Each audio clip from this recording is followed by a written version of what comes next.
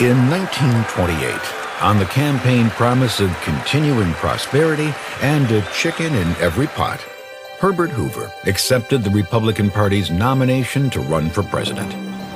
He declared that the United States of America was nearer to the final triumph over poverty than ever before in its history. He predicted, "We shall soon, with the help of God, be in sight of the day when poverty will be banished from this land." Yet shortly after his election, the United States economy crumbled. Banks closed. Millions of people became jobless, homeless, and hopeless during the Great Depression.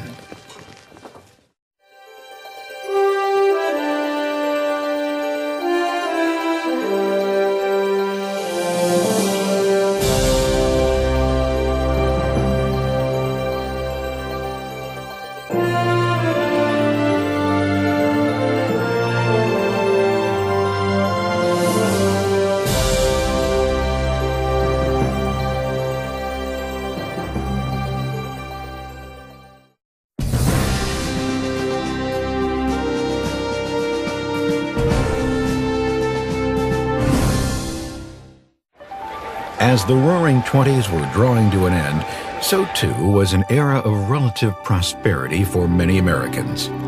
As early as 1926, the construction of new housing had decreased. Businesses had too much inventory and too few buyers. Nevertheless, an optimistic America wanted to believe that the good times would last forever, pointing to fortunes that were being made on the stock market. Even people with little money to spare wanted in on the action, and stockbrokers readily agreed to sell shares on margin, where they would lend citizens money to buy stock. These investors figured the stock's price was bound to go up and up, allowing them to pay back the stock's original price tenfold.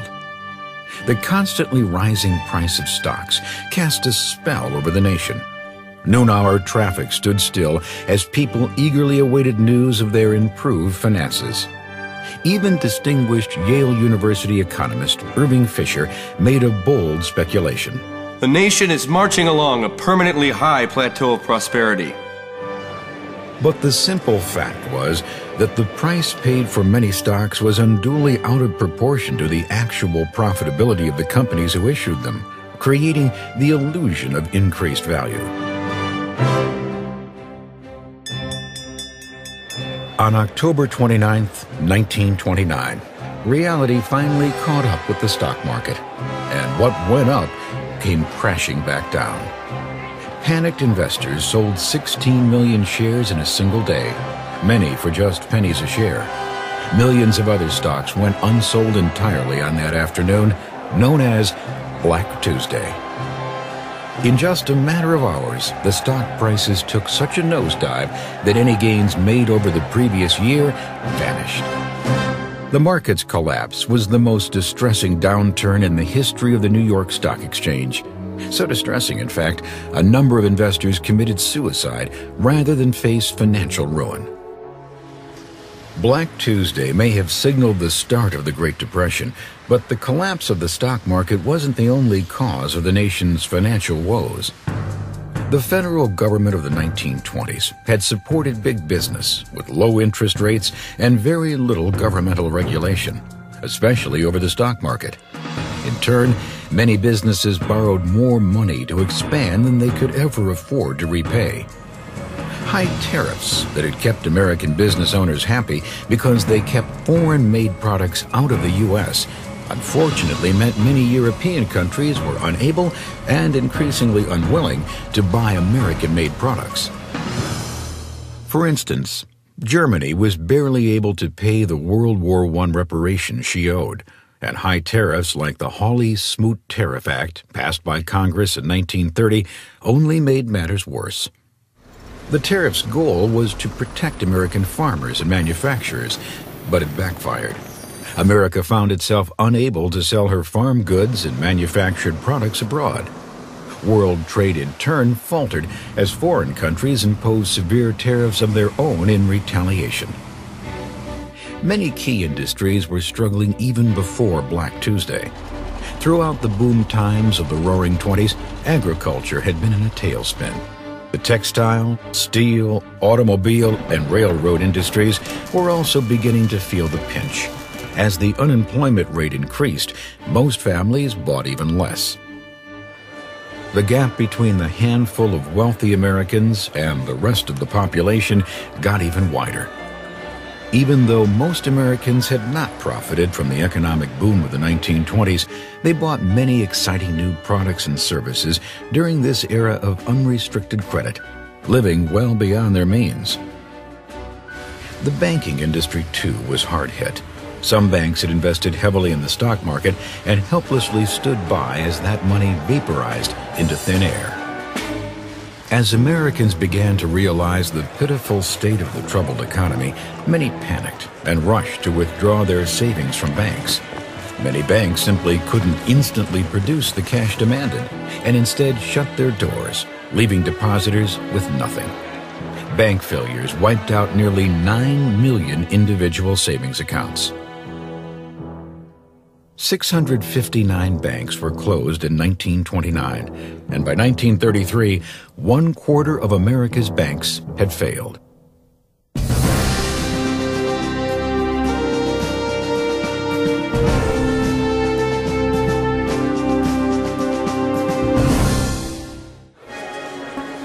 Millions of American workers lost their jobs.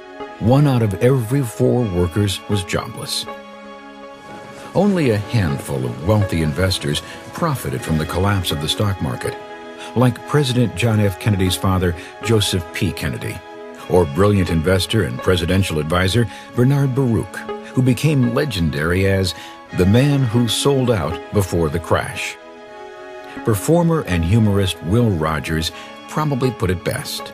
10 men in our country could buy the whole world, and 10 million can't buy enough to eat.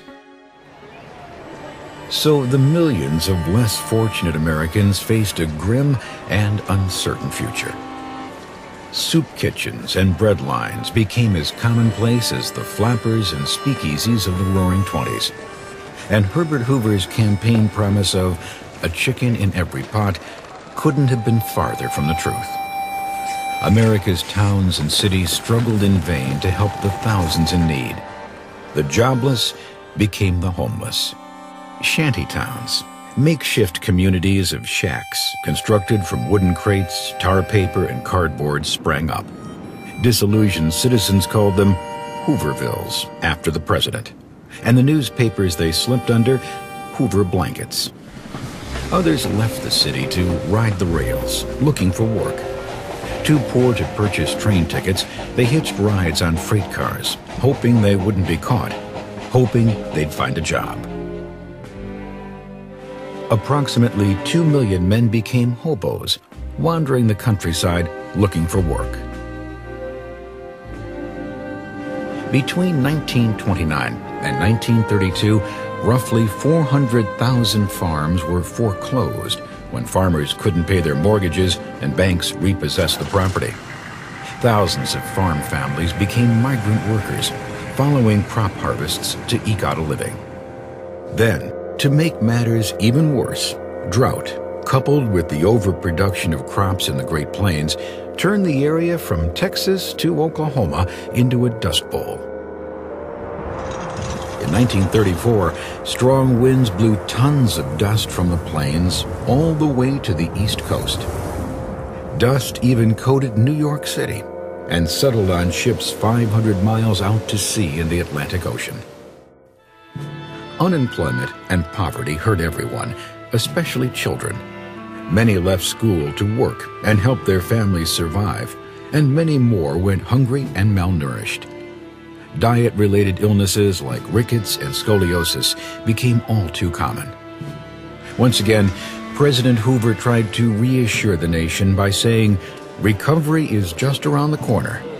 But it was not to be, and more Americans grew disenchanted with his policies and administration.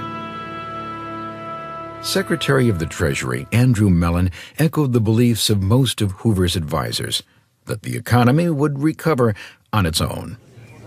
Hoover thought the government must take some action, but feared making government too strong, and so he chose a conservative approach, calling together business, banking, and labor leaders and urging them to work together and avoid laying off workers or calling strikes. Then he authorized the expenditure of federal funds for large public works projects, like Boulder Dam, later renamed Hoover Dam, to create jobs and wages for thousands of workers. Hoover felt giving direct help to needy Americans would undermine their self-respect and looked to private charities to help the hungry. Instead, he approved more than $2 billion in emergency financing to businesses, hoping their renewed success would trickle down to the people who needed assistance. It didn't. Rather, unemployment rose even higher, and Americans were caught in a web of despair. Americans, already tired of Hoover's pessimistic and cautious approach, then became outraged by his treatment of a group of World War I veterans in 1932. After the war, Congress issued veterans bonus certificates for their military service worth nearly $1,000 to be redeemed in 1945. Dismayed by the economic outlook of the time, the veterans demanded the immediate payment of their bonuses in full. In an attempt to satisfy their demand, Texas Congressman Wright Patman proposed a bill in which the government would immediately give veterans $500 in cash instead. To show their support of Patman's plan, between 10 and 20,000 veterans and their families peacefully marched to Washington, D.C. This so-called bonus army established a shanty town in sight of the Capitol building.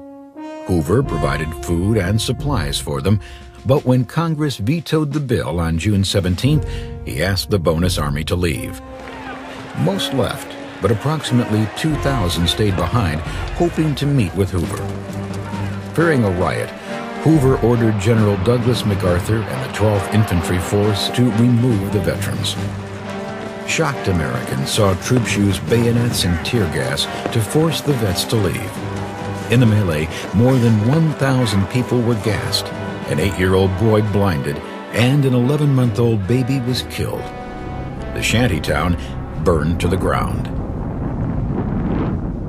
Public support for Hoover foundered, and with a chance to change direction, Americans overwhelmingly embraced a new president in Franklin Delano Roosevelt, popularly known as FDR.